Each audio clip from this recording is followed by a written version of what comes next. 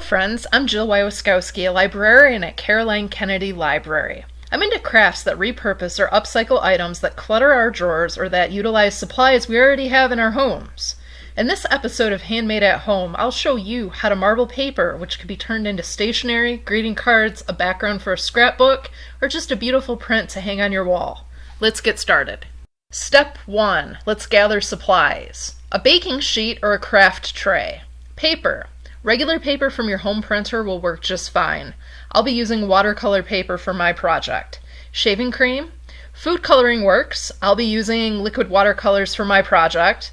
And a butter knife. Optional. An old hair pick, which can help make tighter curls or swirls in your shaving foam. Toothpicks can be used too. And in one of the slides you'll see that I used the plastic end of a paintbrush. Step 2. Shaving foam. Fill your baking sheet or craft tray with shaving foam. Use just enough to ensure full coverage of your paper, but thick enough so that you can't see the bottom of your tray. You may want to use your butter knife to help spread the shaving cream. It reminded me a bit of whipped vanilla frosting. Step 3. Add color. This step is pretty straightforward. Pick which colors you'd like to use and make drops into the shaving foam. Tip. Be generous with the amount of color you use. In my first attempt at this project, I went light on color without realizing it. Whatever is white on your tray or baking sheet will end up white on your paper. These two images are from my first try. Be brave with color. Step 4. Swirl. You can use the tip of your butter knife, a toothpick, or a hair pick to gently swirl color into the shaving foam.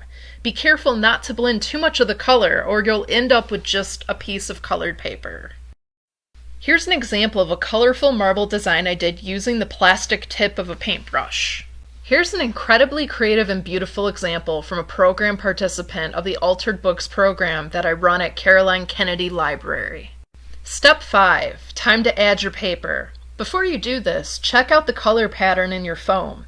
You may have an area that has more color or is better developed. Be strategic with your paper placement. Gently lay your paper in the foam and apply light pressure to the back side. I take my fingers and run them across the surface of the paper to ensure good color coverage.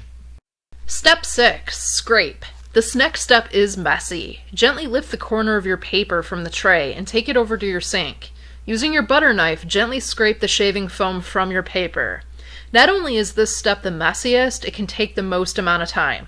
As you scrape away the shaving foam, you'll see the color swirls you made on the paper. Step 7. Let it dry. Pretty straightforward. Let your paper dry.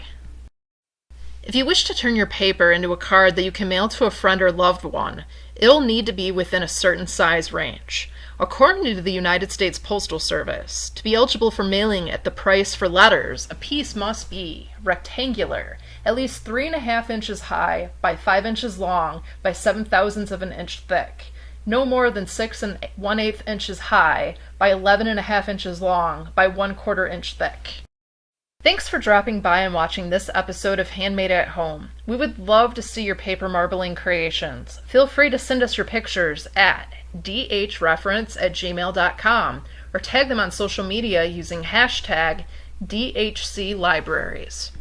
I'm Jill Wyoskowski with Caroline Kennedy Library. Stay connected with us at dhcl.mishlibrary.org and on Facebook, Instagram, Twitter, and now on Pinterest. Thanks for tuning in.